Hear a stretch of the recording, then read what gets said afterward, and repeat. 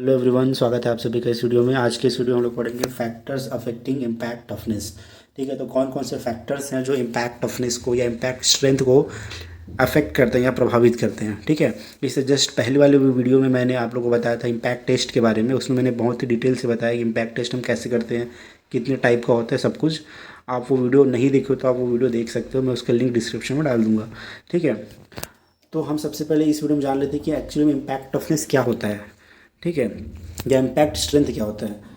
तो देखो, जब हम किसी मटेरियल पे इम्पैक्ट लोड लगाते हैं, इम्पैक्ट लोड या सडन लोड, है ना, अचानक से जब हम किसी चीज़ में लोड लगाते हैं, जैसे किसी चीज़ को हथौड़े से मार देना, या है ना, तो हथौड़े से जब हम मार रहे हैं तो क्या कर रहे हैं, इम्पैक्ट लोड लग रहा है वहाँ पे, है ना, सडन लोड लगा रहे हैं, उसको इम्पैक्ट लोड बोलते हैं।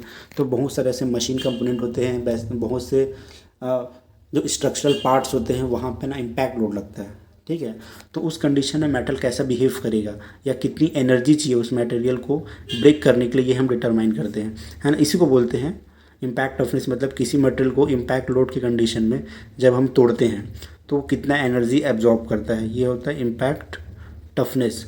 ठीक है, अब आप लोग बोलोगे कि स्ट्रेंथ और टफनेस डिटरमाइन करने के लिए हम तो ऑलरेडी टेंसाइल टेस्ट करते ही हैं, तो इम्पैक्ट टेस्ट क्यों करते हैं। तो देखिए, टेंसाइल टेस्टिंग की कंडीशन में क्या करते हैं ना, हम वहाँ पे अपने सैंपल में जो है ना स्टैटिक लोड अप्लाई करते हैं। स्टैटिक लोड मतलब जो लोड धीरे धीरे ही इंक्रीज़ होता है ना, वो वाला लोड अप्लाई करते हैं। लेकिन इम्पैक्ट के केस में क्या करते हैं, हम सडन लोड अप्लाई करते हैं। तो दोनों केस में मटेरियल अलग अलग बिहेव करता है। ठीक है, जब आप मटेरियल पे स्टैटिक लोड अप्लाई करोगे, मतलब धीरे धीरे लोड अप्लाई करोगे, तो अलग बिहेव करेगा, और जब आप सडन अप्लाई करोगे तो अलग बिहेव करेगा। ठीक है, इसलिए हमको अलग से टेस्ट करना पड़ता है, इम्पैक्ट टेस्ट। चलो अब देख लेते हैं कौन कौन से फैक्टर्स हैं जो इसको अफेक्ट करते हैं। तो सबसे पहले है टेम्परेचर। ठीक है, बहुत ही इंपॉर्टेंट ये फैक्टर है। तो टेम्परेचर का इफेक्ट जानने के लिए मैं आपको एक इंसिडेंट है टाइटेनिक का, टाइटेनिक जहाज़ का, है ना। आप लोगों ने सुना ही होगा या मूवी भी देखी होगी आपने टाइटेनिक की, है ना। उसमें हमने मतलब टाइटेनिक जहाज़ के साथ क्या होता है, वो जो है समुद्र में रात के समय है ना, जाता रहता है। तो उस एरिया में क्या होती है, ठंड बहुत ज़्यादा होती है। जिस एरिया में वो, जिस समुद्र में वो जहाज जा रहा होता है, वहाँ पे ठंड बहुत ज़्यादा होती है। तो क्या होता है, अचानक से जो बर्फ़ का चट्टान होता है, समुद्र में जो बर्फ़ का चट्टान होता है, उससे जहाज़ क्या होता है, टकराता है। और जैसे ही टकराता है वो जहाज़ में क्या हो जाता है, फेल हो जाता है, मतलब वहाँ पे फ्रैक्चर हो जाता है। फ्रैक्चर होने के कारण जो जहाज़ होता है ना, वो बीच से क्या है, बीच से पूरा टूट जाता है। ठीक है, इस तरह से क्या होता है, बहुत सारे लोग, है ना, आपने देखा होगा मूवी में भी, बहुत सारे लोग वहाँ पे डूब जाते हैं। ठीक है, तो इसका फिर बाद में इन्वेस्टिगेशन किया गया कि ऐसा क्यों हुआ कि केवल एक बर्फ़ के चट्टान के टकराने से ही आपका ये जहाज़, है ना, जो टाइटेनिक जहाज़ है वो कैसे डूब गया, उसमें मतलब उसमें क्रैक कैसे आ गया। तो ये चीज़ पता लगा है कि वहाँ पे जिस जगह पे ये एक्सीडेंट हुआ वहाँ पे टेम्परेचर बहुत कम था।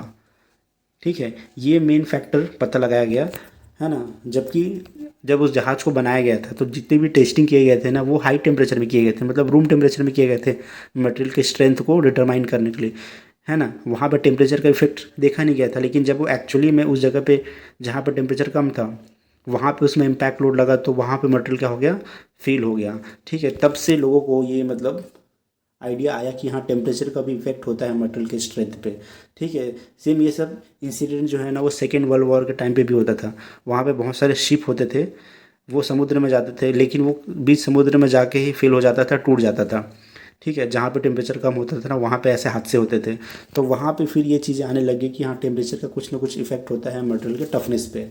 ठीक है, तो देखो क्या होता है एक्चुअली में, एक सर्टेन टेम्परेचर होता है हर एक मटेरियल के लिए, मैं बता रहा हूँ, एक सर्टेन टेम्परेचर होता है। उस टेम्परेचर के नीचे ना मटेरियल जो है वो ब्रिटल होता है, और उस सर्टेन टेम्परेचर के ऊपर मटेरियल क्या होता है, डक्टाइल होता है। ठीक है, उस सर्टेन टेम्परेचर को हम बोलते हैं ductile to brittle transition temperature, DBTT, ductile to brittle transition temperature. मतलब इस टेम्परेचर से अगर टेम्परेचर कम होगा, नीचे होगा टेम्परेचर, तो मटेरियल क्या होगा, ब्रिटल होगा, ब्रिटल बिहेव करेगा। आप जब भी लोड लगाओगे तो उसमें कोई प्लास्टिक डिफॉर्मेशन नहीं होगा, तुरंत टूट जाएगा।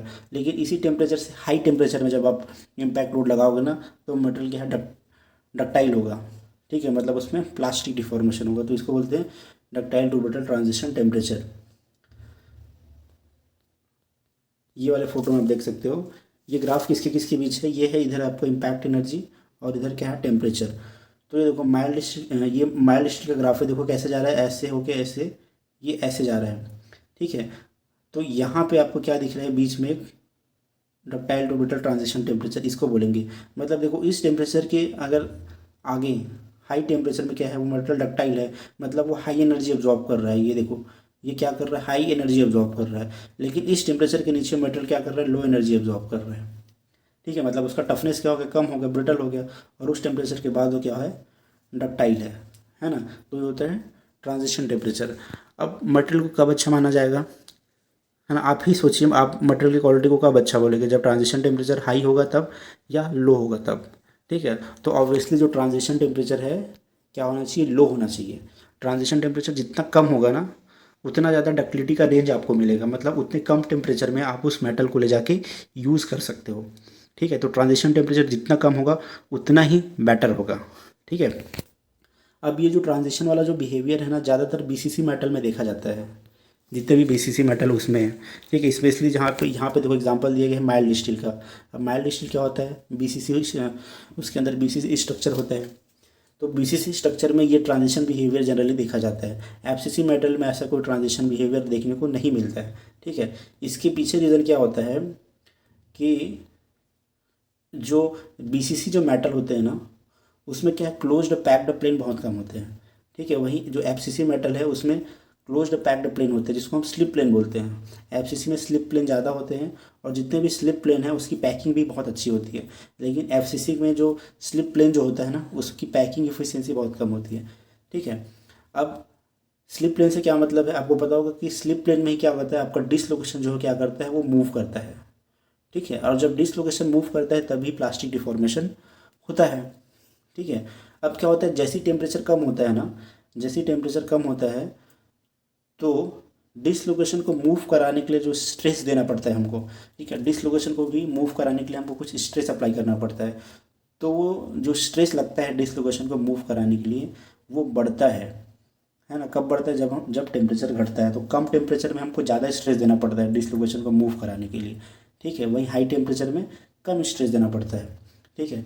तो ये इफेक्ट बीसीसी में ज़्यादा देखा जाता है कि बीसीसी मेटल में जनरली डिसलोकेशन को मूव कराने के लिए जो स्ट्रेस चाहिए वो बढ़ता है टेम्परेचर के घटने पे। कम टेम्परेचर होगा तो ज़्यादा स्ट्रेस देना पड़ता है बीसीसी मेटल को, ठीक है।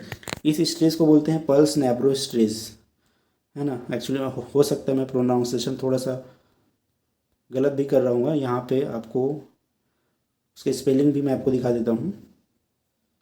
ये है पल्स नैब्रो स्ट्रेस। ये वो स्ट्रेस होता है जो डिसलोकेशन को मूव कराने के लिए रिक्वायर्ड होता है, इसको पल्स नैब्रो स्ट्रेस बोलते हैं, ठीक है। तो बीसीसी मेटल के लिए वो स्ट्रेस बहुत ज़्यादा रहता है ना, ज़्यादा स्ट्रेस अप्लाई करना पड़ता है। लेकिन एफसीसी के केस में ना टेम्परेचर का इफेक्ट बहुत कम होता है, क्योंकि एफसीसी में क्लोज्ड पैक्ड प्लेन होते हैं। तो टेम्परेचर आप जितना भी घटा लो, टेम्परेचर जितना भी घटा लो, जो पल्स नैब्रो स्ट्रेस जो होता है ना, डिसलोकेशन को मूव कराने के लिए जो स्ट्रेस चाहिए होता है वो नहीं बढ़ता है, क्योंकि पहले से क्लोज्ड पैक्ड प्लेन है। तो टेम्परेचर से ज़्यादा अफेक्ट नहीं होता है। टेम्परेचर कम भी हो जाए ना तो डिसलोकेशन आसानी से मूव करता है, ठीक है। इसीलिए जो है ना बीसीसी मेटल में जनरली ये देखा जाता है जो ट्रांजिशन बिहेवियर है इस तरीके का, है ना। अब देखो हम क्या चाहते हैं कि आपका जो ट्रांजिशन जो है, जो डीबीटीटी है, ductile to brittle transition temperature, वो जितना कम हो उतना ज़्यादा आपका क्या होगा, बेटर होगा। मतलब उतना अच्छा वो मेटल की क्वालिटी को मानी जाएगी, ओके। अब ये एक और ग्राफ है। देखो पिछले वाले ग्राफ में अगर आप ध्यान से देखोगे ना, तो आप देख सकते हो कि जो मटेरियल जो है ना, यहाँ पे जैसे ग्राफ ये वाला है ट्रांजिशन बिहेवियर है, तो आप देख सकते हो कि ऐसा नहीं कि एक पर्टिकुलर टेम्परेचर है जिसके ऊपर आप बोल दो कि ये पूरा डक्टाइल है, या जिसके नीचे बोल दो पूरा ब्रिटल है, ठीक है। जनरली ये देखा जाता है, जैसे कर्व देखो ऐसे जा रहा है, ट्रांजिशन इसे हो रहा है, तो देखा जाता है कि देखो इस लाइन के नीचे ये एनडीटी लिखा है, इस लाइन के नीचे मटेरियल कम्प्लीटली ब्रिटल है। और ये जो लाइन जो आपको दिख रहा है एफटीपी, इसके ऊपर, इस टेम्परेचर के ऊपर मेटल पूरा डक्टाइल है, ठीक है। और इन बिटवीन, इन दोनों लाइन के बिटवीन क्या है, मटेरियल जो है मिक्स बिहेव करता है, डक्टाइल और ब्रिटल दोनों बिहेव करता है, ठीक है। तो ये जो टेम्परेचर होता है ना, इसको बोलते हैं एनडीटी, नील डक्टिलिटी टेम्परेचर। मतलब इस टेम्परेचर के नीचे आपका मटेरियल कम्प्लीटली ब्रिटल हो जाता है, कम्प्लीटली ब्रिटल हो जाता है, ठीक है। और दूसरा है ये वाला टेम्परेचर, ठीक है, इसको बोलते हैं फ्रैक्चर ट्रांजिशन प्लास्टिक। मतलब यहाँ जो फ्रैक्चर होगा वो डक्टाइल होता है, मतलब इस टेम्परेचर के ऊपर जो भी फ्रैक्चर होगा वो डक्टाइल होगा, मतलब मेटल डक्टाइल होगा इस टेम्परेचर के ऊपर, ठीक है। और इन इन बिटवीन क्या होगा, मिक्स स्ट्रक्चर होगा, मतलब मिक्स बिहेव करेगा डक्टाइल और ब्रिटल, ठीक है। अगर आपको ज़्यादा अच्छे से जानना है तो आप ये दोनों टेम्परेचर निकाल सकते हो, एनडीटी और एफटीपी, ठीक है। लेकिन जो ट्रांजिशन टेम्परेचर है वो जनरली हमको बताना पड़ता है, तो जो इसका जो मिडिल पोर्शन होता है ना, उसको हम क्या ले लेते हैं, ट्रांजिशन टेम्परेचर ले लेते हैं, ठीक है। अगर आपको डिटेल में जानना है तो ये भी पता लगा सकते हैं उसका नील डक्टिलिटी टेम्परेचर और फ्रैक्चर ट्रांजिशन प्लास्टिक, ठीक है। ये सब चीज़ें पता लगाया जाता है इम्पैक्ट टेस्ट के थ्रू। हम इम्पैक्ट टेस्ट करते हैं, एक ही सैंपल लेते हैं, मतलब एक ही मटेरियल का बहुत सारा सैंपल लेते हैं और उसको अलग अलग टेम्परेचर में उसका इम्पैक्ट टेस्टिंग करते हैं, ठीक है। और देखते हैं कि टेम्परेचर का क्या इफेक्ट आ रहा है। जब हम टेम्परेचर को कम कर रहे हैं तो मेटल के इम्पैक्ट टफनेस पे क्या इफेक्ट आ रहा है, उस हिसाब से हम क्या बनाते हैं, इस तरह से ग्राफ बनाते हैं और ग्राफ बना करके हम उसका डीबीटीटी निकाल लेते हैं, ठीक है। अब देखते हैं नेक्स्ट कंपोजिशन का क्या इफेक्ट होता है, ठीक है। कंपोजिशन का भी बहुत ज़्यादा इफेक्ट होता है। मेन जो हम लोग कंपोजिशन का इफेक्ट देखेंगे ना, वो डीबीटीटी में देखेंगे, ductile to brittle transition temperature में। अब देखो क्या होता है, कार्बन और मैग्नीज सबसे ज़्यादा इफेक्ट डालते हैं आपको ये ट्रांजिशन टेम्परेचर पे। क्या होता है, जैसे आप कार्बन बढ़ाओगे ना, ये जो ट्रांजिशन टेम्परेचर है वो बढ़ता है, ठीक है। कार्बन बढ़ाने से क्या होता है, ट्रांजिशन टेम्परेचर बढ़ता है। और मैग्नीज जब हम डालते हैं तो इससे ट्रांजिशन टेम्परेचर क्या होता है, कम होता है। इसलिए मेटल के अंदर वो मेटल जो लो टेम्परेचर में यूज़ होने वाला है, ठीक है, मतलब ऐसी जगह पे यूज़ होने वाला है जहाँ पे टेम्परेचर कम है, तो वहाँ पे कार्बन के साथ साथ मैग्नीज डालना बहुत ज़रूरी है। क्योंकि कार्बन क्या होता है, ट्रांजिशन टेम्परेचर को बढ़ा देता है, जो कि अच्छी बात नहीं है। तो उसको, है ना, उसके इफेक्ट को कम करने के लिए हम क्या डालते हैं, मैग्नीज डालते हैं। तो वो मैग्नीज क्या कर देता है, ट्रांजिशन टेम्परेचर को कम कर देता है। अब देखो 0.1% जब हम कार्बन बढ़ाते हैं मेटल में, कार्बन कंटेंट जब हम 0.1% बढ़ाते हैं ना, तो उससे ट्रांजिशन टेम्परेचर ना 15 डिग्री सेल्सियस बढ़ जाता है। कितना बहुत ज़्यादा इफेक्ट है। देखो 0.1% बढ़ाने से क्या हो रहा है, आपका ट्रांजिशन टेम्परेचर कितना बढ़ जा रहा है, 15 डिग्री सेल्सियस बढ़ जा रहा है, जो कि ख़राब है ना। तो उसको कंपनसेट करने के लिए हम क्या डालते हैं, मैंगनीज़। अब मैंगनीज़ का क्या इफेक्ट होता है, मैंगनीज़ जब हम 0.1% मैंगनीज़ डालते हैं ना, तो वो ट्रांजिशन टेम्परेचर को 5 डिग्री क्या कर देता है, कम कर देता है, घटा देता है, ठीक है। मतलब देख रहे हो कि कार्बन हम उतना ही डाल रहे हैं 0.1, तो ये कितना बढ़ा रहा है, 15 डिग्री। और वहीं मैंगनीज में 0.1% डाल रहा हूँ तो ये कितना घटा रहा है, 5 डिग्री। मतलब आप देख सकते हो कि कार्बन 3 गुना ज़्यादा इफेक्ट कर रहा है। तो आपको कंपनसेट करने के लिए ना आपको क्या करना पड़ेगा, दोनों का रेशियो जो है ना 3:1 रखना पड़ेगा। मतलब 3 गुना मैंगनीज होना चाहिए, है ना, as compare to carbon. Carbon से 3 गुना ज़्यादा क्या होना चाहिए, मैंगनीज होना चाहिए। तभी वो ट्रांजिशन टेम्परेचर को, कार्बन के इफेक्ट को क्या कर पाएगा, कंपनसेट कर पाएगा, ठीक है। तो जनरली ये मेंटेन किया जाता है मैंगनीज और कार्बन के कंपोजिशन को, ठीक है। इसके अलावा आपका phosphorus, silicon, molybdenum, oxygen, nitrogen, ये सब भी क्या करते हैं ना, ट्रांजिशन टेम्परेचर को बढ़ाता है। तो ये सब भी मेटल के अंदर कम से कम होना चाहिए, है ना। ऑक्सीजन का इफेक्ट तो बहुत ज़्यादा होता है। अगर आप ऑक्सीजन कंटेंट को 0.001% भी बढ़ाओगे तो उससे ट्रांजिशन टेम्परेचर 5 डिग्री बढ़ जाता है। मतलब ऑक्सीजन का बहुत ज़्यादा नेगेटिव इफेक्ट है। तो ऑक्सीजन जो है ना वो कम से कम होना चाहिए। तो ऑक्सीजन को कम करने के लिए हम क्या करते हैं, एल्युमिनियम को यूज़ करते हैं एज ए डीऑक्सीडाइज़र, ठीक है। स्टील मेकिंग के समय हम यूज़ करते हैं। तो एल्युमिनियम डालने का दो फ़ायदा होता है, एक तो ये डीऑक्सीडेशन करता है, दूसरा क्या होता है, जो बचा खुचा जो एल्युमिनियम होता है ना, जो मेटल के अंदर रह जाता है, वो नाइट्रोजन से रिएक्शन करके ना एल्युमिनियम नाइट्राइड बना लेता है। क्या बना लेता है, एल्युमिनियम नाइट्राइड। और ये एल्युमिनियम नाइट्राइड क्या है, बहुत हार्ड स्ट्रक्चर होता है, जिसकी वजह से स्ट्रेंथ जो है, मेटल का स्ट्रेंथ ओवरऑल बढ़ जाता है, ठीक है। तो दो फायदे हैं एल्युमिनियम डालने के। तो क्या करना है, आपको कंपोजिशन को मेंटेन करना है सही से, है ना। तो ट्रांजिशन टेम्परेचर को कैसे घटाओगे, कार्बन कंटेंट कम होना चाहिए, मैंगनीज कंटेंट ज़्यादा होना चाहिए, और जो phosphorus, silicon, molybdenum, nitrogen, oxygen, ये सब कम होना चाहिए, ठीक है। तो इससे ट्रांजिशन टेम्परेचर क्या होगा, कम होगा। नेक्स्ट इफेक्ट देखते हैं हम ग्रेन साइज़ का, ठीक है। तो ग्रेन साइज़ का बहुत ही बड़ा इफेक्ट होता है। ग्रेन साइज़ का क्या इफेक्ट होता है, ग्रेन्स जितने छोटे होंगे, ग्रेन्स जितना फाइन होगा ना, जो ट्रांजिशन टेम्परेचर है उतना कम होगा, ठीक है। एक बार और बता देता हूँ, जो ग्रेन्स है, जो ग्रेन साइज़ है, जितना छोटा होगा ना आपका ट्रांजिशन टेम्परेचर, वो भी क्या होगा, कम होगा। मतलब ओवरऑल टफनेस जो है क्या होगा, बढ़ेगा, ठीक है। तो ग्रेन साइज़ क्या होना चाहिए, छोटा होना चाहिए, अच्छे इम्पैक्ट टफनेस के लिए, ठीक है। यहाँ पे ग्राफ देख सकते हो आप, ये आपका क्या, इधर ट्रांजिशन टेम्परेचर है और इधर क्या है, ASTM ग्रेन साइज नंबर है। ठीक है, अब आपको पता होगा कि ग्रेन साइज नंबर बढ़ता है मतलब ग्रेन साइज कम होता है। ठीक है, जो ASTM ग्रेन साइज नंबर जितना ज़्यादा होगा ना मतलब उतना ज़्यादा फाइन ग्रेन होगा। ठीक है, तो देखो हम लोग जैसे ही ग्रेन साइज नंबर को बढ़ा रहे हैं आपका जो ट्रांजिशन टेम्परेचर क्या हो रहा है, कम हो रहा है। ठीक है, मतलब ग्रेन साइज को छोटा कर रहे हैं, नंबर बढ़ा रहे हैं मतलब ग्रेन के साइज छोटा कर रहे हैं। तो ग्रेन साइज जब हम छोटा कर रहे हैं ना तो ट्रांजिशन टेम्परेचर क्या हो रहा है, घट रहा है। ठीक है, और आपको बता चुका हूँ कि ट्रांजिशन टेम्परेचर जितना कम होगा उतना अच्छा होगा। ठीक है, तो ग्रेन साइज को कम करने के लिए हम क्या क्या करते हैं, तो ग्रेन साइज को कम करने के लिए हम दो चीज़ कर सकते हैं। एक तो स्टील मेकिंग के समय ही आप क्या कर दो, जो ग्रेन रिफाइनिंग एलिमेंट है जैसे एल्युमिनियम है, वेनेडियम है, ये आप ऐड कर दो। तो एल्युमिनियम और वेनेडियम क्या करता है ना, ग्रेन रिफाइनमेंट का काम करता है। ये स्टील मेकिंग के समय ही जब कास्टिंग कर देना उस समय ही छोटा छोटा ग्रेन बनाने में मदद करता है ये। ठीक है, दूसरा क्या होता है, नॉर्मलाइजिंग से। जब हम नॉर्मलाइजिंग करते हैं ना मतलब जब मेटल को गर्म करके एयर कूलिंग करते हैं तो उस समय भी ग्रेन साइज़ छोटा हो जाता है। तो इन दो तरीके से आप ग्रेन साइज़ छोटा कर सकते हो। इससे क्या होगा, इम्पैक्ट टफनेस बढ़ता है। अब नेक्स्ट इफेक्ट है माइक्रो स्ट्रक्चर का। ठीक है, अब माइक्रो स्ट्रक्चर का क्या इफेक्ट होता है, जो फुली परलेटिक स्ट्रक्चर होता है ना इस तरीके से, ये आपका क्या है, परलाइट स्ट्रक्चर है ये वाला।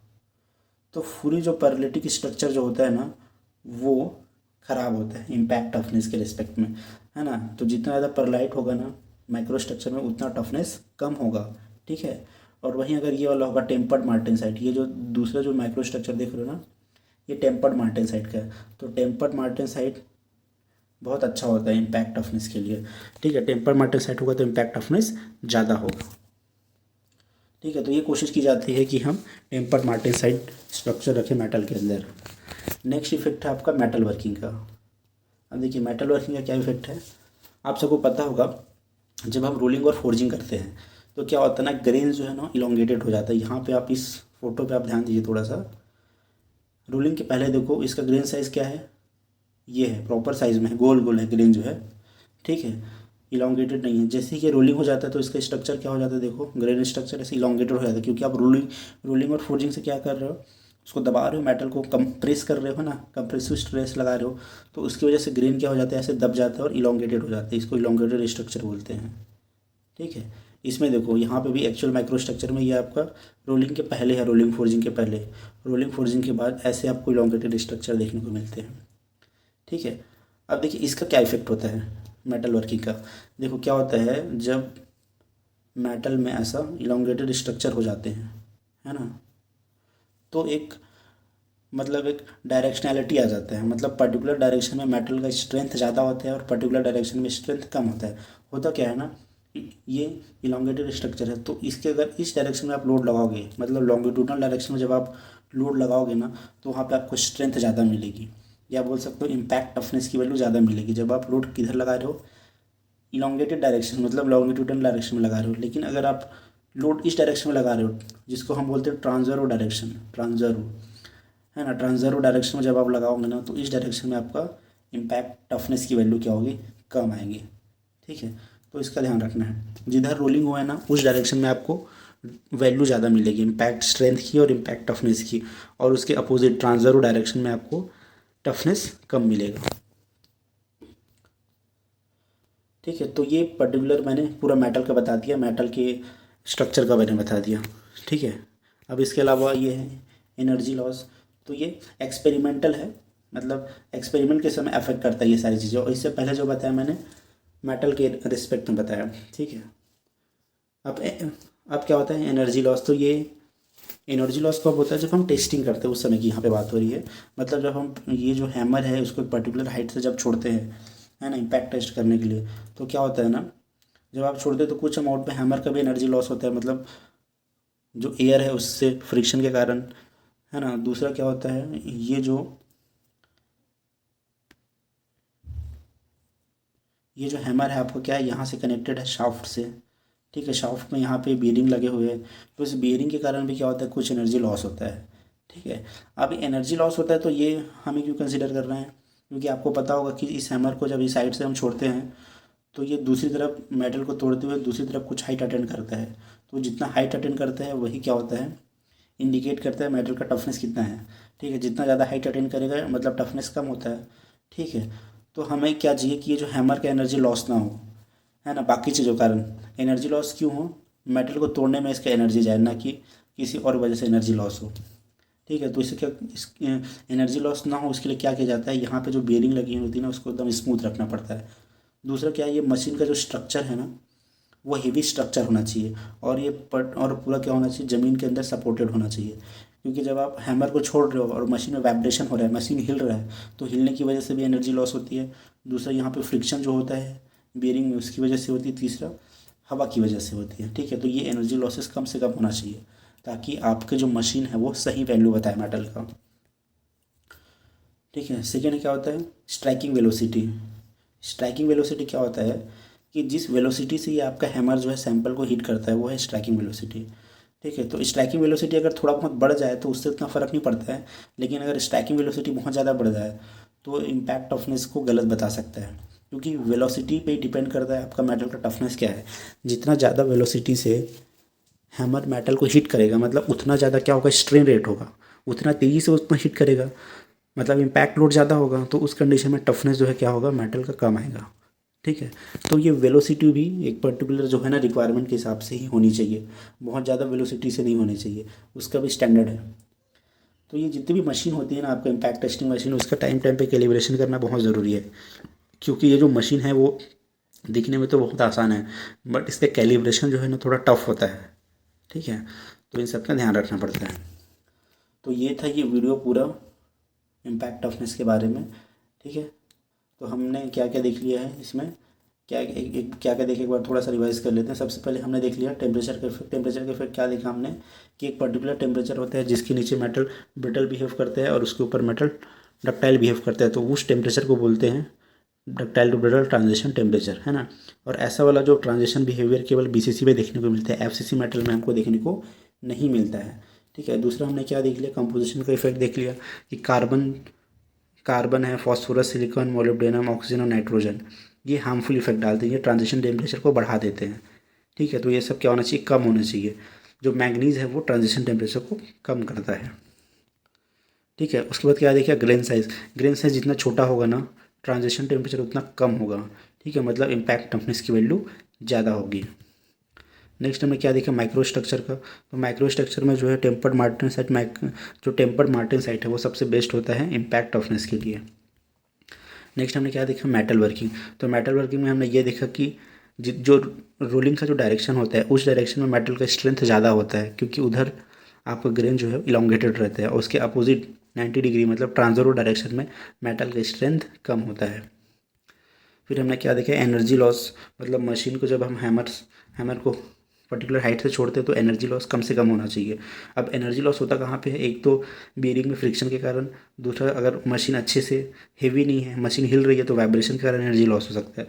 ठीक है, और दूसरा हवा के रेजिस्टेंस के कारण, और एक होता है स्ट्राइकिंग वेलोसिटी, आप कितने वेलोसिटी से आपका हैमर में सैंपल को हिट कर रहा है, वो भी स्टैंडर्ड होना चाहिए। बहुत ज़्यादा स्पीड से भी नहीं होना चाहिए, ना बहुत स्लो स्पीड से भी स्ट्राइक नहीं करनी चाहिए। दोनों केस में आपको रिजल्ट क्या हो सकता है, गलत आ सकता है। ठीक है, तो ये था पूरा video factor affecting impact toughness के बारे में। आपको ये वीडियो कैसा लगा प्लीज़ कमेंट करके ज़रूर बताना, और जो भी डाउट होगा वो आप कमेंट सेक्शन में पूछ सकते हैं। Okay, so thank you so much and God bless you all.